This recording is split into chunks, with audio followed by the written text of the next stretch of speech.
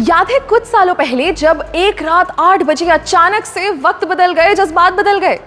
कितने टाइम तक हमें एटीएम के बाहर लंबी लंबी कतारों में खड़ा होना पड़ा, नोट्स बदलने के लिए बैंक्स के चक्कर लगाने पड़े क्योंकि 500 और 1000 के नोट्स बंद हो गए थे।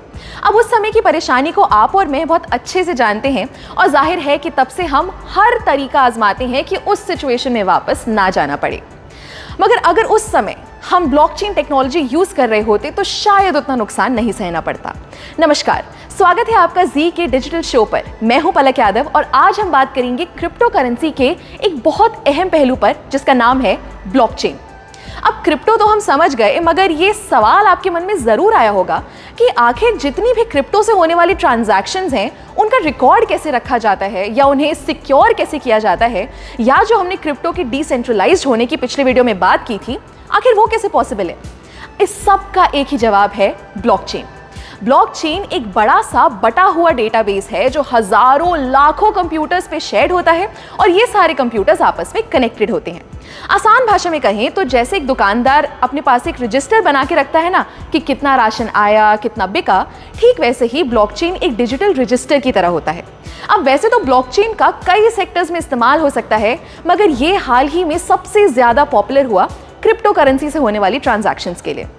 वैसे तो ब्लॉकचेन एक एक्सपेरिमेंट के तौर पर 1991 में आया था, मगर इसका इस्तेमाल शुरू हुआ 2009 में जब बिटकॉइन आया।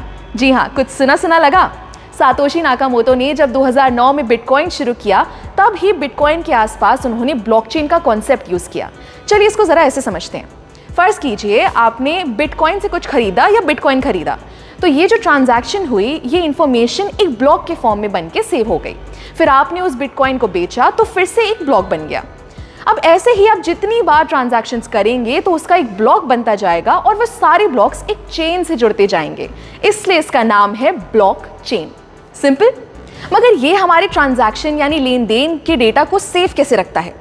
हर एक ब्लॉक की अपनी एक आइडेंटिटी होती है। जैसे आप और मेरा फिंगरप्रिंट कभी सेम नहीं हो सकता, वैसे ही हर ब्लॉक को एक की मिलती है जो उसकी अपनी होती है और सबसे अलग होती है। क्योंकि ये डिसेंट्रलाइज्ड होता है, तो अगर इस चेन के किसी ब्लॉक में कोई दिक्कत भी आती है तो बाकी ब्लॉक्स पर कोई फर्क नहीं पड़ेगा। ब्लॉकचेन एक ऐसा सिस्टम है जिसे हैक करना, हटाना या चेंज करना लगभग नामुमकिन है।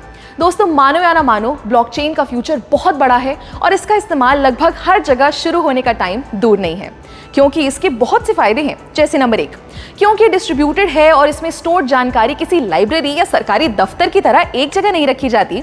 इसको संभालने या मेंटेन करने के लिए किसी मिडिल मैन की जरूरत नहीं है। दूसरा, ब्लॉकचेन एकदम ट्रांसपेरेंट है, यानी आप और मैं कभी भी इसको एक्सेस कर सकते हैं और अपनी ट्रांजैक्शंस पर नजर रख सकते हैं, जिससे फ्रॉड के चांसेस बहुत कम हो जाते हैं।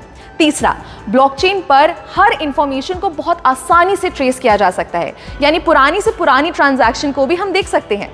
चौथा, ये टेक्नोलॉजी एकदम फास्ट है।